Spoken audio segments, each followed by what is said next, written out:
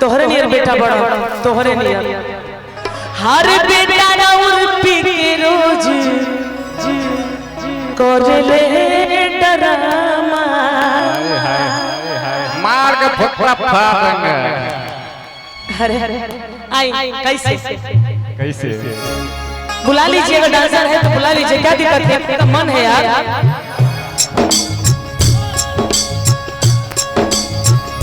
हम रुके लगन सुताले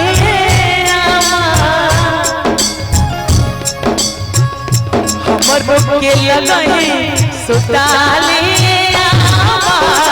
बेटा राउर पी के रोज करले डरामा बेटा राउर पी के रोज करले डरामा तरफ से ये ऐसा ने बेटा बा 2 रुपया और बहुत धन्यवाद कहता सेज पे हमके छोड़ के सैया सुतल जग के लामा ऊपर से सवतिया के अलगे डरामा ऊपर से सवतिया के अलगे डरामा बेटा राउर पी के रोज करले डरामा बेटा राउर पी के रोज करले डरामा बाबा ताने हम तेरा जहिया माहुर कट मर जाई किया ना छोड़वा कुछ कर जाए तेरा जहिया माहुर कट मर जाई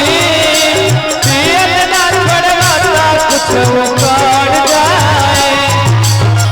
बेटा राउर के रोज करे ना डरामा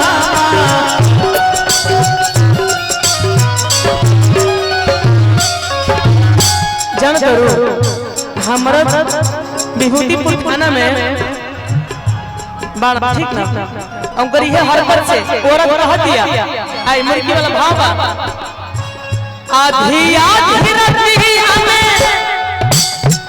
आइए पगली मुर्गी नहीं आता है आपको आता है ना मेरे साथ मारिए हम मार रहे हैं ठीक है आइए कि आधी आधी रतिया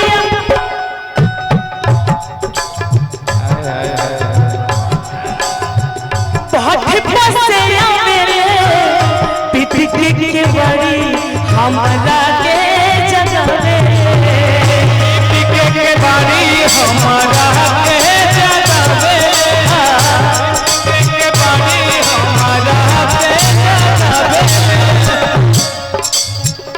आधी आधी रतिया में बहुत पसैया मेरे पिटी के बड़ी हमारा के जगवे के बारी हमारा के जगवे के बारी हमारा के जगवे और मारी हत्ती दौड़ से लेके बसवा के के पीटेंगे मार के फुटका पर बहुत निकम्मा मारी हत्ती दौड़ से लेके बसवा के बेटा राउर मिलल बड़े बेटा राउर पी के रोज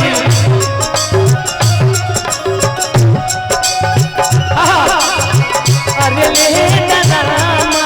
सावन का महीना पवन करे सो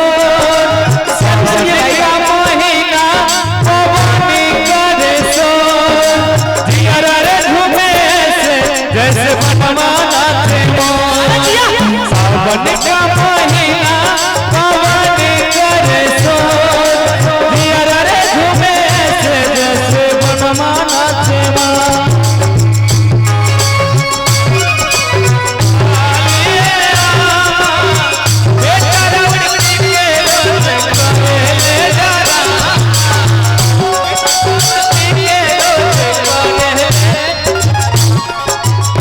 आखिरी में घर से निकल जाने होते सवेर में से जिया पकड़ात नियन आवेले आवे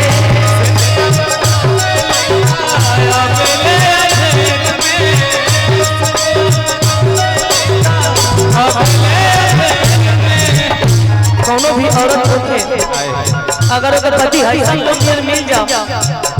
तो तुरंत तलाक हो जाए। खास कर हम तलाक ले लेंगे। घर से निकल जाने होते सवेरे में आके रतिया के उताया मेरे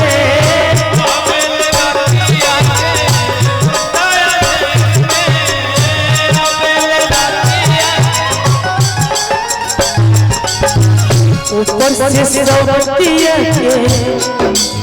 हरिया लगे ऊपर से सौतिया के लगे बेटा